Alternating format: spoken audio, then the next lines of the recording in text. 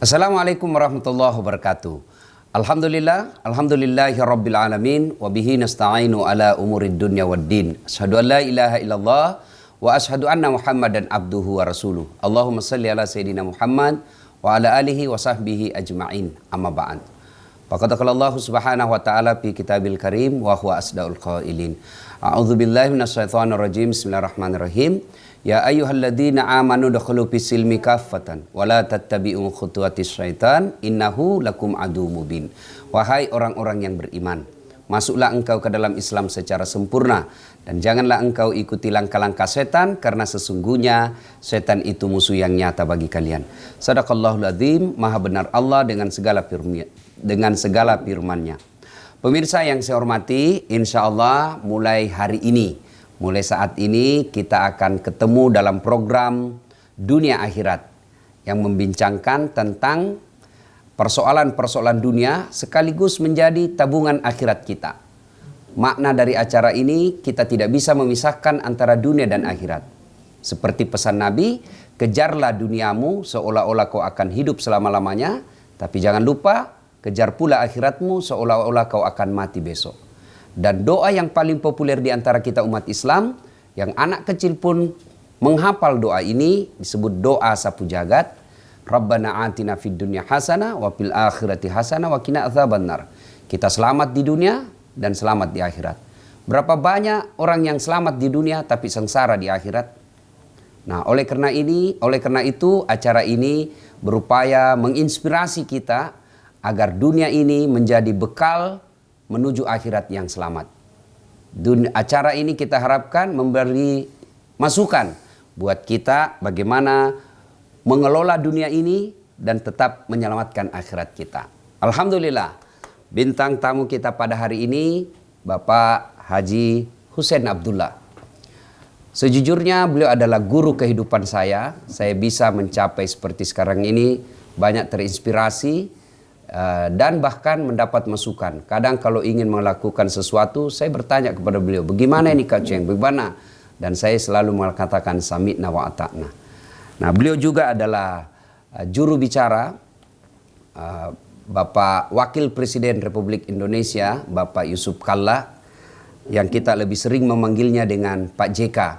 Dan idiom ini dipanggil juga kadang JK jalan keluar, kadang juga jalan kebahagiaan dan macam-macam. Karenanya sangat tepat kita berguru kepada Pak Yusuf Kalla melalui juru bicaranya Bapak Hussein Abdullah.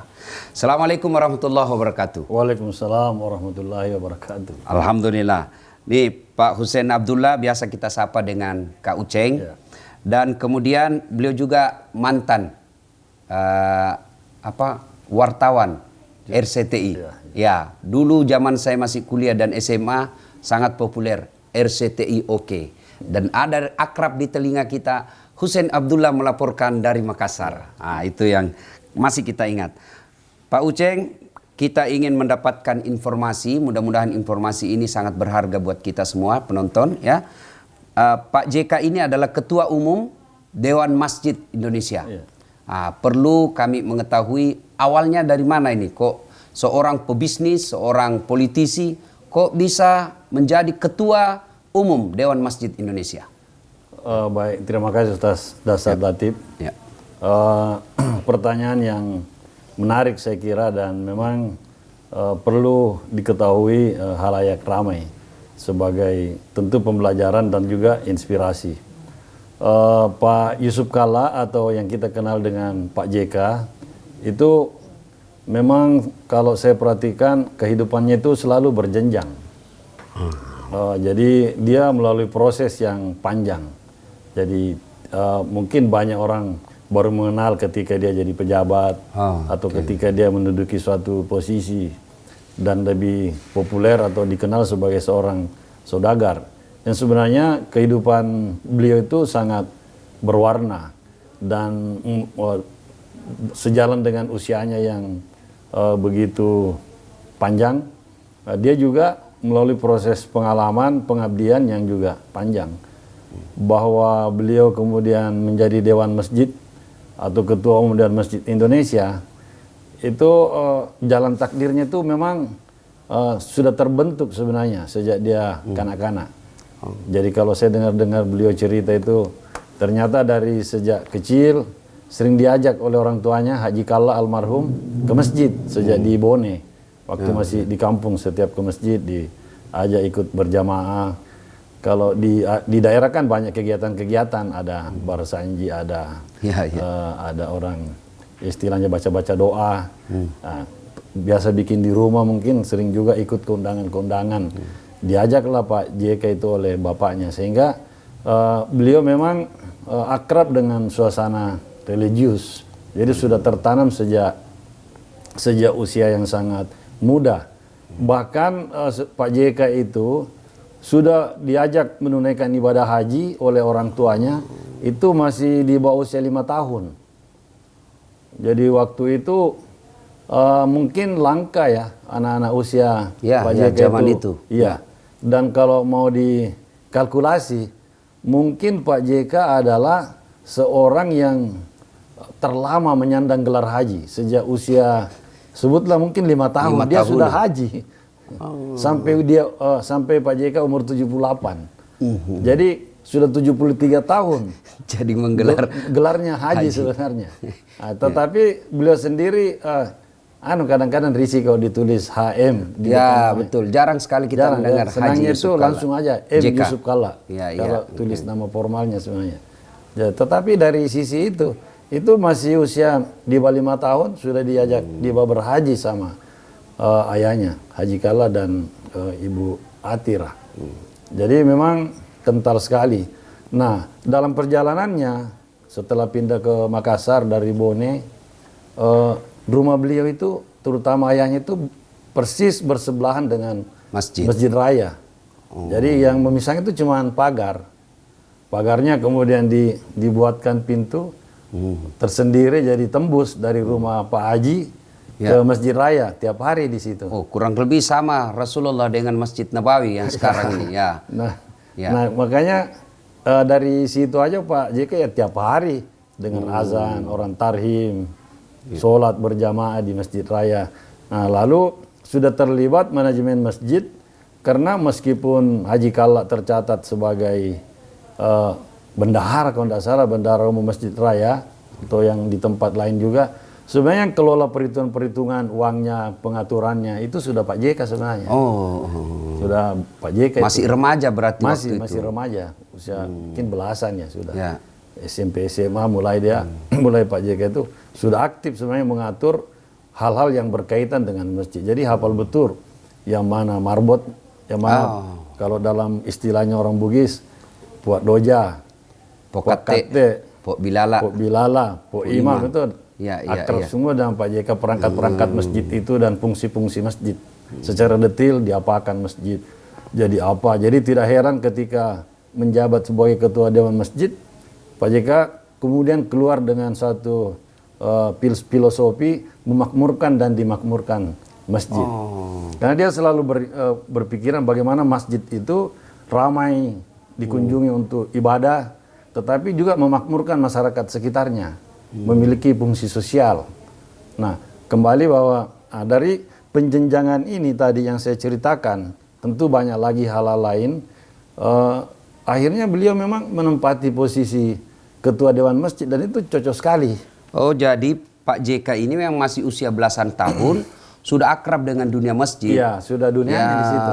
Berawal dari sering diajak oleh almarhum Pak Kalla. Ya, dan memang kelebihan Pak JK itu selalu mengajak orang-orang sekitarnya itu mencintai masjid. Ya, termasuk saya. Saya dulu enggak kepikiran mau jadi pengurus masjid. Dicemplungkanlah saya ngurus Masjid Al-Markas, Jenderal M. Yusuf Al-Markas Al-Islami di Makassar. Dia lihat ini harus bersih, harus apa. Kamu, Ceng, kau urus ini masjid. Rumahmu di situ dekat, jangan tidak masjid, kau tinggal di situ. Tidak boleh. Oh ya, siapa? Saya jadilah pengurus di situ. Jadi hampir semua orang-orang sekitar Pak JK itu diaktifkan di masjid. Diaktifkan. Pak Hamid misalnya diaktifkan di masjid. Pak Hamid kadang-kadang nyumbang khusus mesin pencabut rumput, pemotong rumput itu rutin dia. Macam-macam tuh. Pak Sab misalnya itu juga ngurusin masjid semua. Jadi ditarik semua. Nah, Saya pernah betul-betul terharu tuh dengar Pak JK. Suatu ketika saya diajak jalan di Makassar, naik mobil 1MK, mobil pribadinya. Ya, ya. Ya, waktu itu tahun 2012 kalau tidak salah, malam Idul Fitri. Dia bilang, kok mau lihat di mana saya punya teman-teman semua? Kata dia kan, kira-kira di mana? Kok ini saya sudah tahu tempatnya, tapi kok bisa tebak? Nggak tahu Pak, mungkin lagi doa-doa di rumah. Iya, Tidak, pasti dia urus ini Pak, ini katanya masjid. Kita tes ya. Iya. Pertama dia telepon Pak Alwi Hamo, telepon. Oh Alwi, di mana Alwi? Yusuf di sini, Sukala sini. Ini dia lucu. Saya dia dengar, Daeng. Pak JK juga manggil Daeng ke Pak Alwi. Daeng di mana? Saya menjawab tuh, oh, saya lagi ini persiapkan besok ini lagi untuk Idul Fitri anak-anak di lapangan. Oh, berarti masjid, ya. Masjid. Pak Alwi lagi ngurus masjid. Ya. Coba. Ya, Satu lagi katanya. Ya. Cek lagi Pak Aksa. Aksa, yang rasa di mana Sa? Pak Aksa lagi di Masjid Sunda Kelapa. Juga persiapan juga. Jadi memang coba. Jadi saya itu dia bilang, semua teman saya dan saya dari muda kita sudah urus masjid, Uceng. Dan saya dulu itu sama Pak Alwi, Pak Aksa, memang panitia, semacam panitia tetap untuk Lebaran Idul Fitri di lapangan Karebosi di Makassar. Jadi tiap Idul Fitri dia mengatur sound sistemnya, subnya, ininya, udah detail itu Pak JK itu. Di mana toa disimpan, di mana ini. Lempar. Kalau masjid yang besar dan monumental di Makassar kan ada 2 masjid. Ya. Itu Masjid Raya yang Pak Uceng tadi sebut tetangga dari rumah dari Pak Haji Kalla, orang tua Pak Yusuf. Kemudian Al-Markas. Bagaimana partisipasi beliau? Oh, sangat. Tidak bisa dilepaskan dari 2 masjid. 2 masjid ini.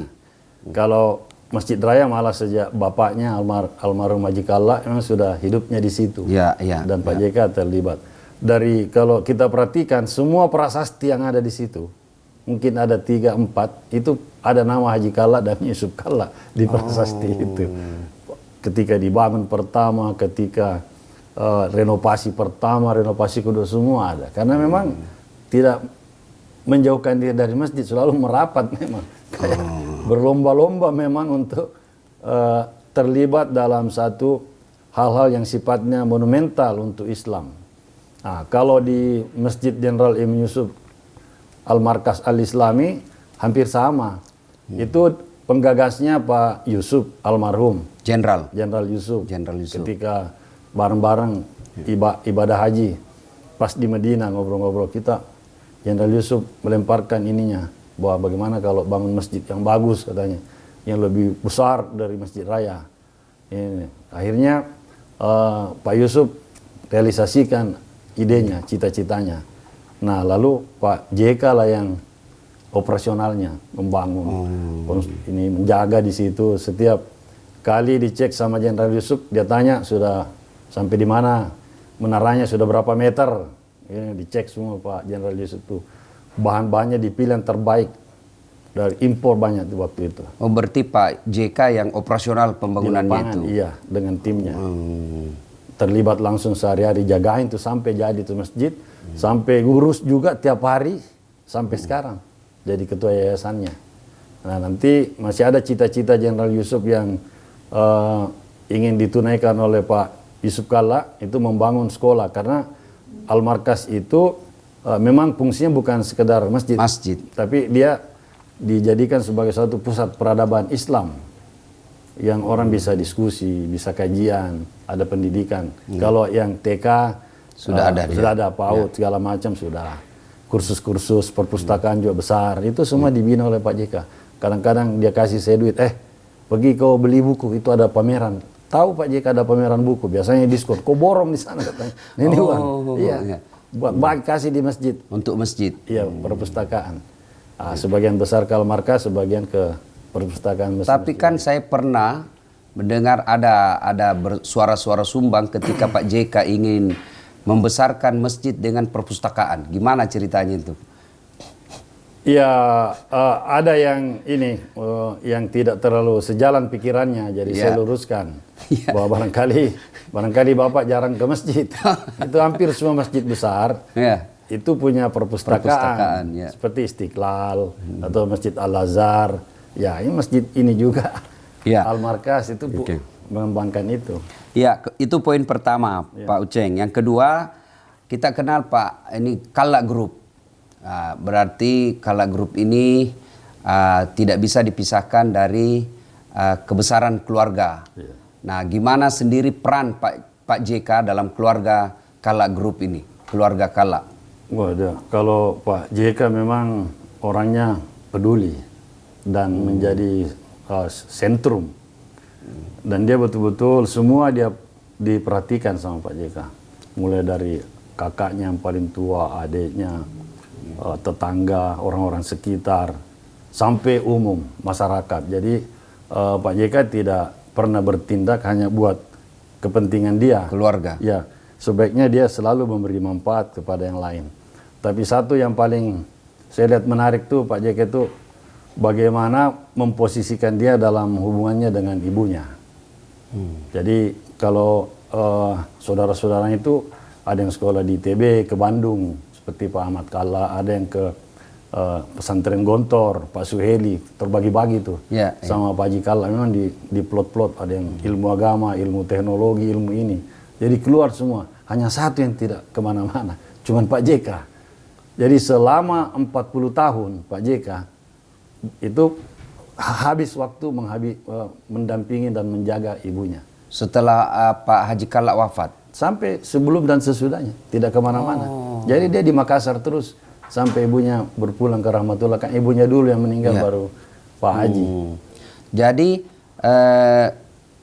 ketika saudara-saudara Pak JK merantau menuntut ilmu, Pak JK justru diam di Makassar. Penjaga gawang, menjaga ibunya. Sambil bekerja mengembangkan bisnis dan membantu saudara-saudara, keluarga-keluarga yang juga dan masyarakat yang ada di situ.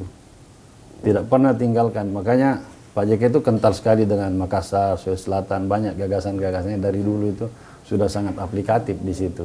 Bisa jadi Pak JK ini juga terinspirasi dari sosok ibu. Ya, karena sangat dekat dengan ibu. Ya. Jadi memang saya lihat dalam diri Pak JK itu seperti yang biasa dia ceritakan, ada 3 yang sangat berpengaruh. Tentu ibunya pertama, kedua ayahnya Haji Kala, dan ketiga Jenderal Yusuf itu sendiri. Nah ibunya itu, dari ibunya Pak JK belajar kelembutan, kepedulian, welas asih. Itu sangat perhatian memang ternyata tuh. Terus bagaimana mendidik seseorang.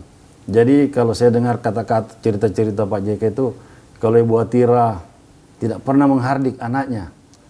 Jadi suatu saat Pak JK akan berangkat ke Tanah Suci, start dari Bandara Juanda. Waktu itu Pak JK ini menangis, masih muda kali, masih kanak-kanak mungkin.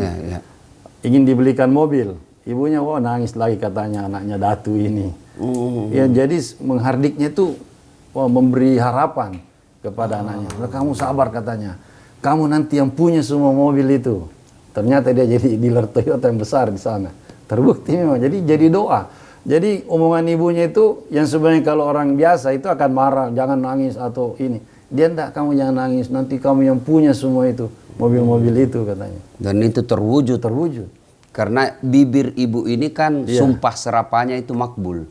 Jadi beliau memanfaatkan kemakbulan itu dengan berdoa.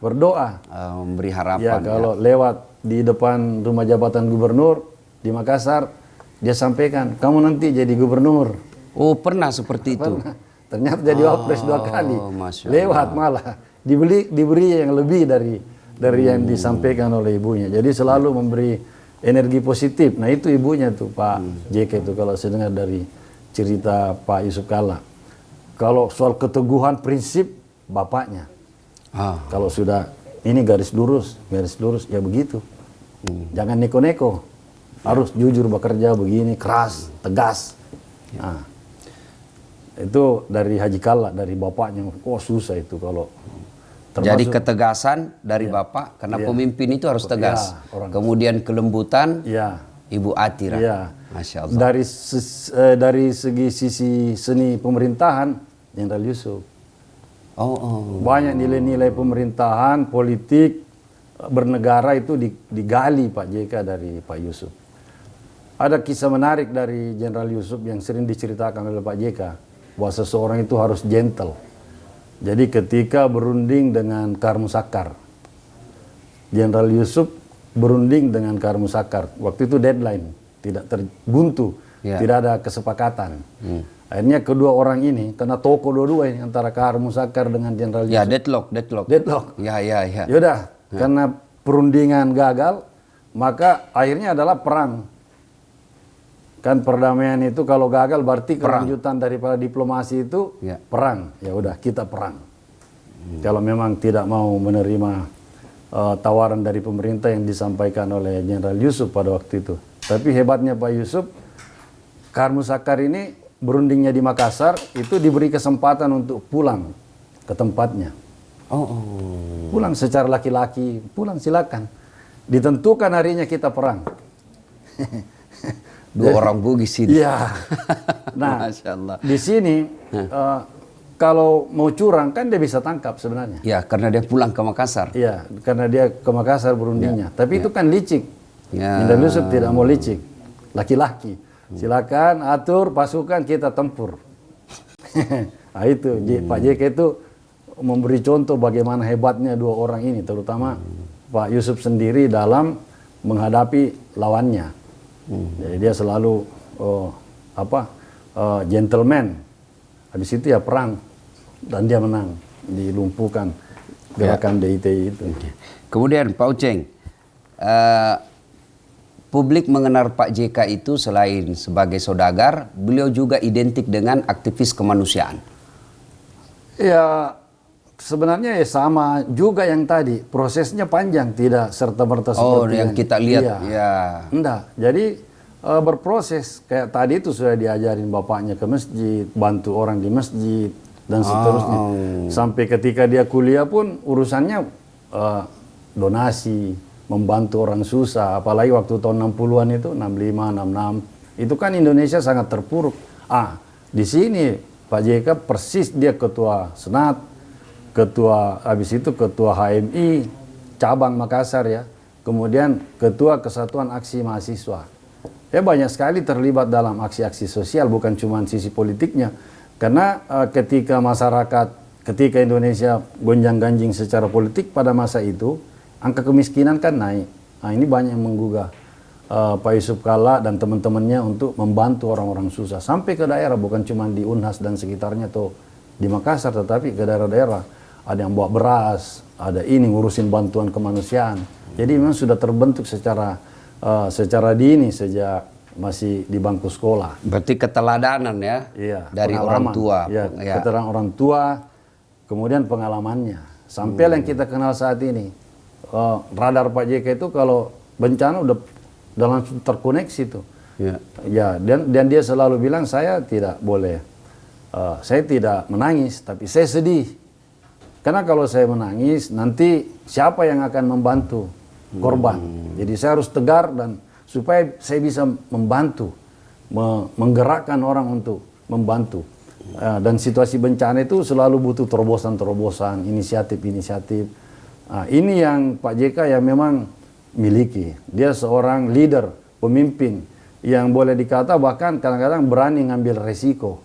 Misalnya kayak di Aceh, orang sudah bingung, diapakan ini mayat bergelimpangan, minta maaf.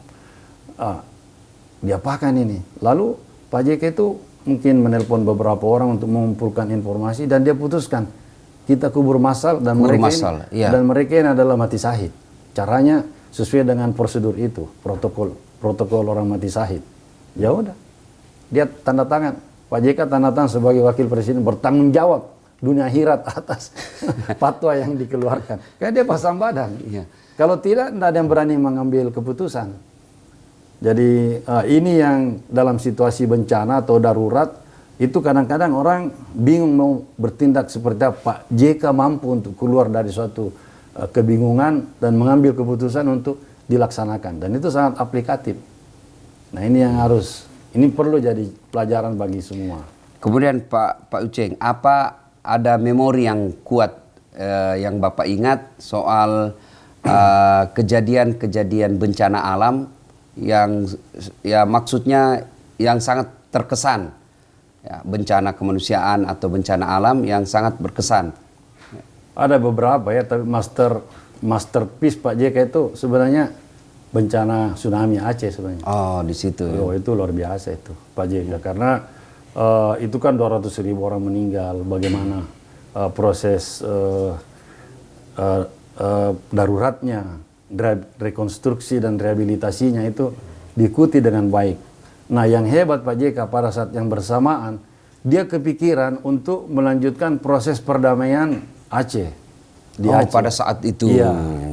Jadi dia berpikir, waduh ini kalau tidak didamaikan, bagaimana nasib orang Aceh? Bagaimana bisa dibangun kembali? Ini kan harus masuk ke desa-desa, di mana waktu itu situasi keamanan tidak mendukung. Jadi Pak JK dapat suatu tantangan, inspirasi, tapi dia yakin bisa mengerjakan. Dan dia lakukan secara paralel. Proses konstruksi itu berjalan kurang lebih 6 bulan. Proses perdamaian Aceh pun berjalan kurang lebih sama. Agustus tahun 2015, tanggal 16 kalau tidak salah, ditandatangani proses MOU perdamaian di Helsinki sama Pak Hamid. Padahal bertahun-tahun itu mau didamaikan. Ya. Tidak jadi. Iya. Ya. Alhamdulillah. Pak JK dapat istilahnya di dalam suatu bencana atau setiap ada kesulitan selalu ada hikmah. Nah, ini yang didapat oleh Pak JK. Jadi hikmah tsunami itu hikmah tsunami perdamaian. Kita harus Aceh. damaikan sekalian supaya masyarakat di sana itu lebih makmur, hidupnya lebih sejahtera ke depan, masa depannya lebih bagus. Dan alhamdulillah kalau kita lihat sekarang Aceh dengan dulu itu sudah jauh berubah, sudah bagus sekali. Nah itu. Kemudian pernah sekali lagi di Gunung Kelut, waktu Gunung Kelut mau meletus. Jadi 2-3 hari sebelumnya dia sudah putuskan kita ke sana. Sebelum. Wah, bahaya. Enggak, justru bahaya, kita harus ke sana katanya. Kita siapkan masyarakat di sana. Mau meletus Pak, justru itu. Kita harus ke sana cepat, menyiapkan. Kita punya Palang Merah, sudah ketua Palang Merah. Ke sana Pak JK. Setelah kita tiba di Jakarta, habis apel siaga semua sudah disiapkan sama Pak JK. Kita balik, tinggalkan Kediri. Lewat Kediri terus ke Jakarta. Kira-kira 2 hari sesudahnya, gunung itu meletus. Tapi sudah siap. Sudah siap. Coba kalau tidak siap katanya. Lewat di mana ininya, lewat ini. Proses evakuasi dan seterusnya. Jadi instingnya itu memang bagus. Bagus. Dan sudah punya ABCD-nya. Ini begini rehabilitasi, begini rekonstruksi, begini tanggap darurat. Termasuk sebenarnya awal-awal wabah corona ini, beliau kan cepat memberikan saran. Iya. Sesuai saran Rasul. Iya. Ya, andai kan dilakukan, mungkin beda hasilnya. Beda dengan sekarang. Ya, tahu lah ya, tapi ya harusnya beda. Karena kalau itu kan saran pertama lockdown di suatu titik, dibatasi, di mana ada kejadian, tidak semua. Kalau Wuhan kan langsung satu kota. Kalau kita kan paling, kalau dulu kan awalnya di Kemang, Kemang dulu lockdown. Kemudian bandara di close untuk penerbangan tertentu. Nah, itulah yang diinstruksikan Rasulullah waktu itu. Lockdown lokal, ya ada di situ ya jangan masuk di situ dan di situ jangan keluar. Tapi sekarang sudah zaman new normal.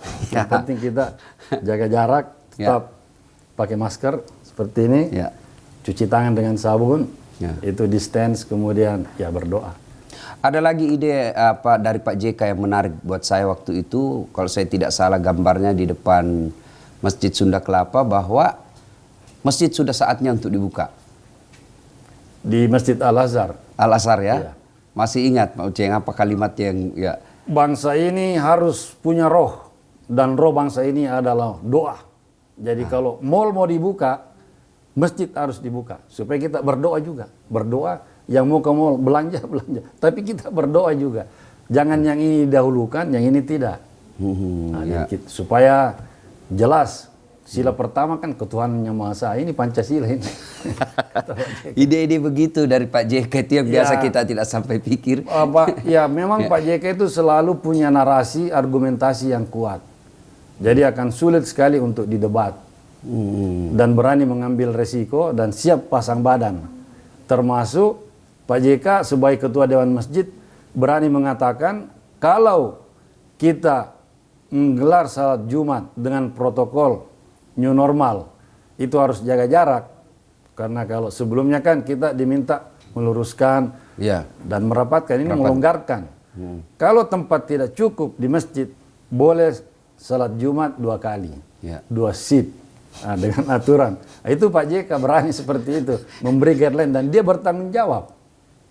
Ya mungkin sekarang belum dilakukan, tapi kalau situasi terus seperti ini, nanti suatu ketika seperti di mall, kalau maghrib kadang-kadang 2 shift. 3 shift, 2 shift, 4 shift, ya normal saja, biasa saja. Nah suatu ketika Jumatan seperti itu, seperti di London, mungkin di Amerika, di beberapa kota, kondisinya sama. Dan Majelis Ulama juga sudah mengeluarkan fatwa itu dibolehkan. Oh begitu ya, saya pendapat beberapa ulama mungkin, mengatakan boleh. Ya. Kalau majelis kan mereka berkumpul dulu. Ya. Kemudian Pak Uceng, Pak JK tidak bisa dipisahkan dengan dunia usaha. Saya kira Pak JK ini betul-betul manusia komplit, ya.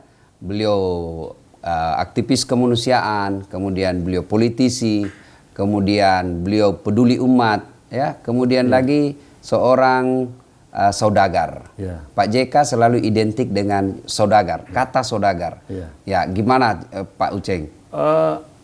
Justru karena dalam pikiran Pak JK itu saudagar itu yang menghidupi suatu negara. Dari saudagar itu pajaknya itu jadi belanja negara untuk pegawainya, untuk membangun infrastruktur dan untuk membangun kekuatan militer.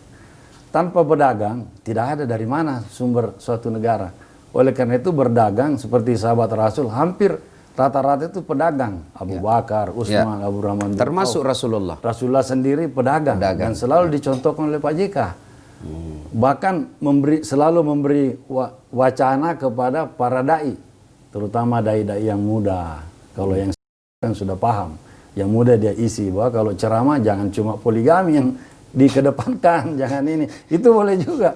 Tapi Rasulullah itu mengawali karirnya dari dagang. Itu berdarah-darah juga itu. Angkat ini barang, angkat itu. Bukan dia langsung jadi nabi, enggak. Prosesnya itu panjang. Diawali dengan berdagang. Dan berdagang ini bagi umat banyak manfaatnya. Supaya dia bayar zakat. Jadi kita harus menstimulir dan mendorong orang supaya semua jadi aktif berdagang, ya, supaya itu tadi jangan semua menerima zakat tapi membayar zakat yang harus lebih banyak supaya terjadi keadilan sosial. Jalan yang terbaik ya bagaimana berusaha menjadi pedagang, belajar berdagang. Nah itulah yang dikembangkan dalam bisnis Pak JK itu, prinsip-prinsip religius keislaman, sehingga CSR-nya sudah diatur, sekian persen buat ini, sekian persen buat ini sudah tersalur dengan baik setiap tahun tuh. Kemudian Pak, meskipun sudah banyak tulisan ya yang bercerita tentang sejarah bisnis Pak JK, boleh diberi informasi awal mula ya usaha dari Pak JK ini, mungkin dari Bapak gimana, kan beliau kan dari kampung, dari Kabupaten Bone. Saya dengar juga pernah dapat informasi Pak JK ini juga adalah keturunan orang Arab. Apa bagaimana? Saya tidak terlalu menguasai sampai di situ. Tetapi yang saya ingat, awal mula Pak JK mengambil alih bisnisnya itu pasca 66 sebenarnya, ketika sudah sarjana. Jadi, sudah sarjana. Ya, dan ketika waktu itu ekonomi kita deflasinya tajam sekali, 500 sampai 600% kalau tidak salah. Jadi hampir semua perusahaan itu mengalami kebangkrutan. Nah situasi begitu dia, Pak JK itu men-take over Kala Group, PT Haji Kala, NP Haji Kala. NP Haji Kala. Apalah namanya waktu itu kan. Dan memulai dari nol. Pertama Pak JK itu ke Jepang sama Ibu Mufidah untuk memulai bisnis mobil. Nah bawalah Pak JK 10 mobil Land Cruiser hardtop. Itulah 10 dari hardtop Jepang. Dari Jepang. Impor karena belum ada pabrik di sini. Impor. Kalau laku 9 untungnya 1 dari 10 ini. Nah, ternyata setelah dari Jepang 10 dibawa itu mobil hardtop laku semua. Keuntungan pertama oleh bapaknya disampaikan kamu jangan ambil untungnya, sumbangkan dulu. Nah, di mana? Ini untung pertama ini Pak. Iya kok sumbangkan dulu, kata Pak Haji Kalla. Ya udah, akhirnya dia nurut, disumbangkanlah ke NU untuk operasional NU. Hardtop, mobil mewah waktu mobil itu. Sangat mewah karena ya bandingkan aja sekarang hardtop yang bekasnya saja udah masih mahal kan. Jadi keuntungannya itu keuntungan pertama bisnis mobil Pak JK itu oleh ayahnya diminta disumbangkan ke Nahdlatul Ulama di Sulsel, dan Pak JK secara ikhlas ya udah ngikutin orang tuanya meskipun sebenarnya ini bisnis untuk keuntungan pertama Pak JK sejak saat jual mobil itu. Lalu dia pergi lagi ke Jepang, dapat lagi jatah 10 kalau tidak salah, dan seterusnya berkembang sampai sekarang. Seperti yang kita lihat. Kalau saya pernah dengar, saya tidak tahu apa benar, sejarah pemerekan mobil Kijang. Ya, itu disebut akronim kerjasama Indonesia-Jepang. Itu Kijang, singkatan sebenarnya. Kerjasama? Indonesia-Jepang. Oh, Kijang itu kepanjangan dari kerjasama Indonesia-Jepang. Singkatan dari Kijang adalah singkatan dari kerjasama Indonesia-Jepang. Kijang. Cocok untuk nama mobil keluarga. yang abadi sampai sekarang, mobil kota, Kijang. Iya, kota. Kijang kota. Iya. Kemudian Pak Uceng, karakter Pak JK. Saya banyak membaca bahwa sangat sulit menemukan lelaki Bugis itu romantis. Gimana Bapak melihat ini Pak JK hubungan dengan istri, keromantisannya? Lepas dari itu, Pak JK seorang yang sangat tegas, berani, pemberani itu Pak JK. Orang Bugis ya seperti itulah. Makanya dia jadi pemimpin kan. 2 kali jadi wapres itu tidak mudah. Tidak mudah. Tidak mudah. Itu karena punya sesuatu selain pintar, ada modal juga. Bahkan saya kira andai saja undang-undang membenarkan 3 kali, bisa jadi 3 kali. Jadi lagi. Nah, kalau soal romantis, sebenarnya cuma tidak terucapkan. Tapi dari sisi perhatian, perlakuan itu luar biasa Pak JK kepada Ibu Mufidah. Susah kita ikuti. Ya, dia kalau bareng jalan bersama, dia pegang-pegang tangan. Iya.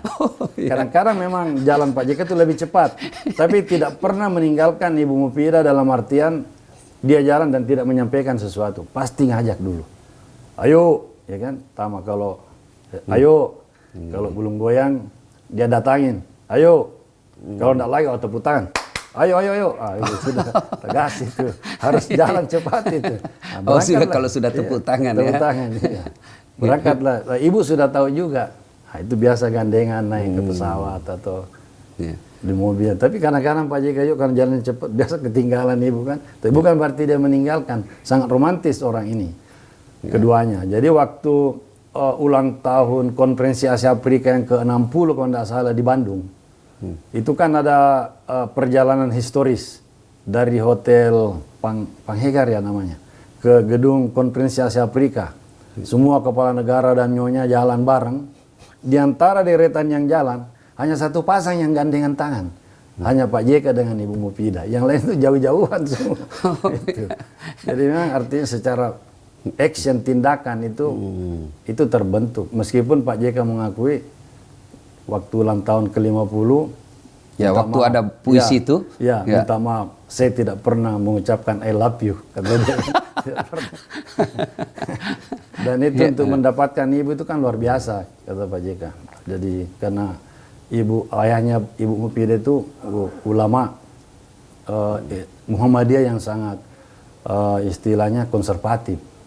Jadi kalau pergi landing tidak pernah ketemu Ibu Mufidah. Kalau di luar di sekolahan ketemu, tapi kalau di rumah itu susah. Jadi Pak JK itu berpikir gimana saya bisa ketemu ini ibu. Akhirnya dia dapat bocoran bahwa kalau salat berjamaah itu maghrib bisa ketemu. Cuman kan wah ini harus persiapan. Bagaimana bisa salat maghrib di situ? Jadi Pak JK latihan azan dulu supaya bisa bareng-bareng salat maghrib. Jadi latihan azan Pak, iya saya latihan azan dulu. Latihan azan lah Pak JK, Allahu Akbar, Allahu Akbar. Jadi pas udah mahir, azannya sudah bagus, mantep. datanglah Pak JK sebelum maghrib supaya bisa ketemu Ibu Mufidah sekalian, sholat dan ada situ. Begitu masuk waktu maghrib, lompat Pak JK, Allah itu sudah langsung azan. Ya. Dia praktekkan apa yang sudah Pak JK latihkan itu sehari-hari itu. Oke. Iya. Ya, banyak hal yang bisa kita ceritakan tentang Pak JK, cuman waktu yang membatasi kita. Sesuai dengan yang saya sampaikan tadi bahwa kita harus mengambil hikmah kehidupan untuk perbendaharaan di akhirat kita. Catatan kecil saya, pertama, beliau mengurus rumah Allah sehingga beliau diberi hadiah yang luar biasa yang tidak semua manusia bisa mengalami. Sejak beliau remaja, beliau mengurus masjid. Dan dari sini saya yakin bahwa siapa yang mengurus rumah ibadah, siapa yang mengurus rumahnya Allah di dunia, maka Allah akan memberikan lebih dari yang kita mau. Yang kedua, ibu adalah permata hati dan sumber inspirasi. Dan sekaligus karena beliau sangat mencintai dan memuliakan ibu, pun mendapat hadiah yang luar biasa. Hadiah kesuksesan dunia, dan saya yakin ridallah fi ridal walidain, suktillah fi suktil walidain. Ridanya Allah tergantung rida kedua orang tua, murkanya Allah tergantung kedua murka orang tua kita. Kemudian kepedulian. Kepedulian tentu sangat tergantung dengan kemampuan kita. Kemampuan fisik maupun kemampuan materi. Saya tidak bisa menghajikan orang ketika saya tidak punya usaha atau miskin. Karenanya Islam tidak melarang menjadi saudagar, Islam tidak melarang kita jadi pengusaha, tetapi jadilah pengusaha yang banyak manfaat buat orang lain. Sehingga Nabi menyempurnakan ini dengan mengatakan, bersabda, khairun nas anfa'uhum linnas. Sebaik-baik manusia di antara kalian adalah yang paling banyak manfaatnya buat orang lain. Jika kita tidak bisa membangun masjid, kita tidak bisa bermanfaat buat orang lain dan memberi materi, maka berikanlah orang tersebut dengan tidak mengganggu kenyamanannya atau memberikan akhlak yang baik kepada orang atau tetangga terutama. Kemudian manfaat, jadilah manusia yang paling banyak manfaat buat orang lain. Mari ambil posisi dengan mengambil manfaat, memberi manfaat kepada orang lain. Anda seorang mubalik, jadilah manfaat dengan menyebarkan ilmu. Anda seorang kontraktor, jadilah kontraktor yang memberikan manfaat buat orang lain, dan seterusnya. Akhirnya, saya Dasat Latif bersama Bapak Husein Abdullah, yang saya perlu informasikan juga, beliau adalah dosen Hubungan Internasional di Fakultas Ilmu Sosial Politik Universitas Hasanuddin. Sebenarnya banyak yang ingin tanyakan kepada beliau, tapi waktu jualah yang terbatas. Terima kasih Pak Husein Abdullah, yang beliau juga adalah Ahlul Madinah. Kalau diurut-urut, beliau masih ada terkaitan dengan keluarga Madinah, Rasulullah Muhammad SAW. Dan saya pernah melihat buktinya, transferan dari Tanah Suci yang masih berkaitan dengan keluarga Rasulullah Muhammad SAW. Harta warisan. Saya masih melihat bukti nota apa ya namanya itu, kau ceng itu hari travel check. Nah, travel check. Subhanallah. Ya. Mudah-mudahan ada manfaat, dan akhirnya selalu berpikir, kejarlah duniamu seolah-olah kau akan hidup selama-lamanya, tapi jangan lupa kejar akhiratmu seolah-olah kau akan hidup selama-lamanya. Saya Dasat Latif. Assalamualaikum warahmatullahi wabarakatuh.